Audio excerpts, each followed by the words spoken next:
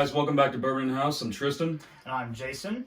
Today we have the 2018 Four Roses limited edition small batch, and it is quite incredible. What year is it distilled or released? This is the 2018 vintage. 2018 vintage. Yeah. Okay. So this is the 10-year-old OBSV, 13 OBSF, 14 OESV, and 16 OESK. For those of you that know the recipes and mash bills and blah blah blah, you can look it up on their website. The regular small batch is quite common in most shops. This is the 18 vintage. Each year they release one, and this is bottle number 1131 out of 13,146 globally. So very, very limited, considering that's a little over 13K available.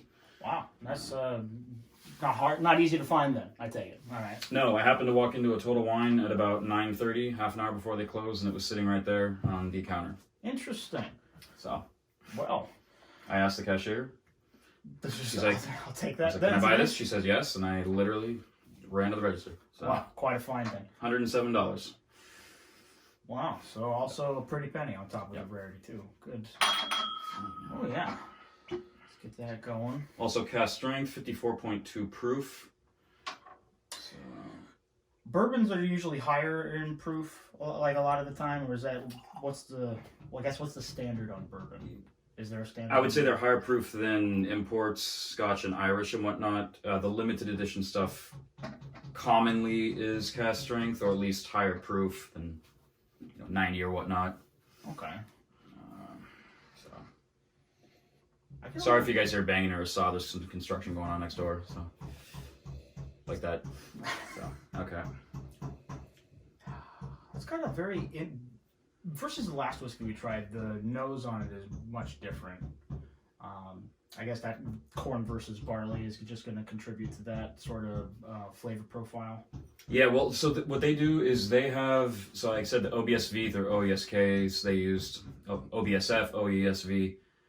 OB is their high rye mash bill, OE is their low rye mash bill. So you get this plethora of flavors from all these different recipes and mash bills they do, and this is kind of the epitome of what they can produce, apart from their single barrels, which are also legendary, and in my opinion, some of the best bourbon on the market currently.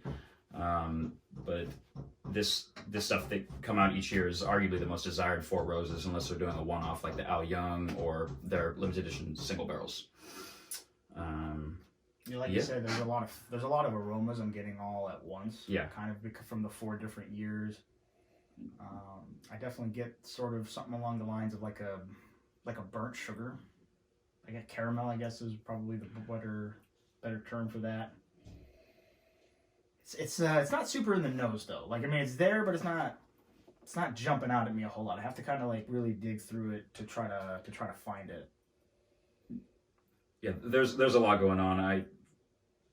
Like, how do you pick just this is something you literally sit over for half an hour, easily. I mean, what I get is like black pepper spice tangerine marmalade. It's a very jammy, bright lemon zest, umami mesquite. I get that dark fruit you mentioned a little. Yeah, there's some darker, but the citrus is a little more vibrant. Okay. The vanilla and caramel to me are a little more subtle in this one, but you get that just signature vivid, rich Four Roses rye. I mean, rye is really what defines Four Roses, as opposed to the lower rye stuff, and obviously the wheated bourbons. I mean, rye is just the backbone to these things. I get hints of powdered sugar, mocha, a touch of sweet and sour. Wow. I don't know. What do you think? I mean, I definitely get a little bit of that mocha, but there's this other aroma here that I'm having a hard time kind of narrowing in on. Might as well just taste it and see if I can. Definitely more fresh, citrusy Four Roses than some of the other ones I've had.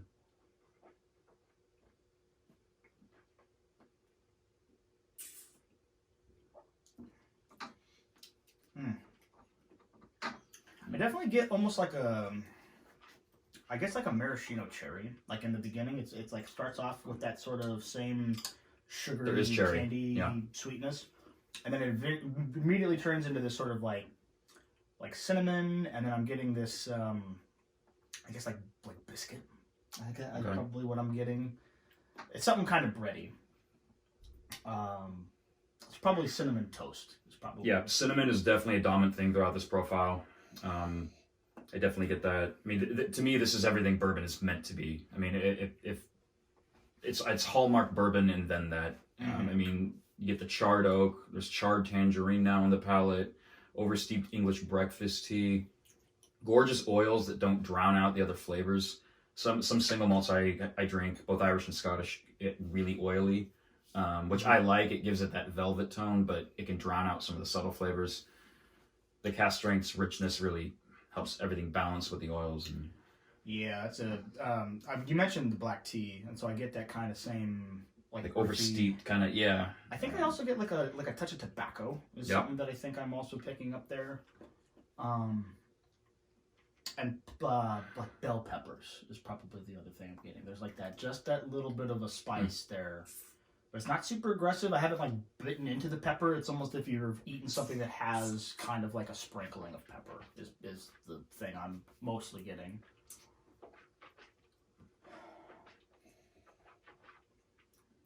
See, now that I come back to smell it, I definitely get more of that citrus that you had mentioned. Definitely jumps out at me a little more now. Yeah, and again, ideally, I mean, this bottle's only been open a couple weeks, but you'd want to keep this in the glass. Let it sit for a little bit, being cask strength, and do a little minimal oxidization in those minutes. It's really going to let things open up. Like they say with any, like I say, and many people say with any whiskey, your first glass is always your worst glass. And what I mean by that is your first glass is not going to be bad, but it's only going to get better over time with oxidization, on this kind of, I would say, giant, not even bell curve, but obviously things will eventually oxidize to the point where there's no flavor left, but the higher the proof, the lower the slope is, and so this being just opened, it's still opening up. I get what you mean. I wouldn't necessarily say worse, but it's where you haven't had the chance to coat your mouth to get it used to it, and then suddenly now it's like now it's used to it. Yep. Yeah, now you've coated your mouth with it, and there's a little bit more nuance to this that I'm getting. Because the first sip felt a little aggressive, but the second one has felt a little less harsh, and it's getting less harsh each time. It's got a nice long finish. I get a lot of those kind of like baking spices at the back end there. A lot of like clove, I think, is another thing that I'm getting. Definitely clove. I mean, again, the rye spices even translate through to the finish. It's like a charred rye bread, almost charred rye spice. It's sticky wood, resiny. You get spent coffee grounds, 75% dark chocolate, which is kind of common in a lot of cask strength bourbons from that charred barrel. More of that cinnamon, like you referred to, I get. And again, just the hallmark bourbon, the vanillas, the caramels, they're all there, just kind of competing. Yeah, that is an exquisite example of a bourbon. I've always promoted Four Roses single barrel if you just wanted to have a nice bourbon on hand. So that's the standard small batch makes one of the best old fashions I've ever had. Okay. Best of both worlds. It's not a rye, but it's a bourbon with high rye, so kind of pleases everything. Definitely brings affordable. It all to the lot to build on, certainly, from this. Wow. Yeah, this was also the whiskey we featured in our last video that Jason modeled in. I'm the hands in that cinematic video. Yeah, we'll be doing part 2 soon, which I actually just finished filming. I'll be editing soon. In homage to Al Young, who passed away recently. Not even 6 months ago, but more recently. In homage to him. So to you, Al, cheers. Cheers to Al.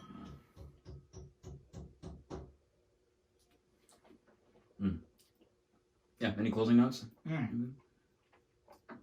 There's certainly, but I like the third sip. Any burn that you would get from a cask strength whiskey like that, I don't even feel it.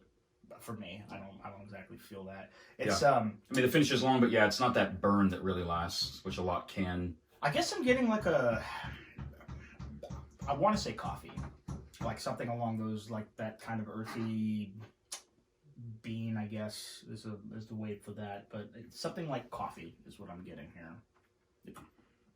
It's kind of interesting. I wouldn't imagine to find that in a bourbon, but that's the best I can say on that. But yeah, a lot of that like bright orange rind, like citrus you had said. This is I think this is a fantastic whiskey. Yeah. To me, I pick this over any of the other allocated American whiskeys each year. I would take this over the Van Winkles, the majority of the BTAC. Depending on the vintage of Old Forester, if I was given a choice to buy any of those, honestly, I'd take Four Roses. They're arguably my favorite distillery currently. And I would American whiskey distillery. I would agree.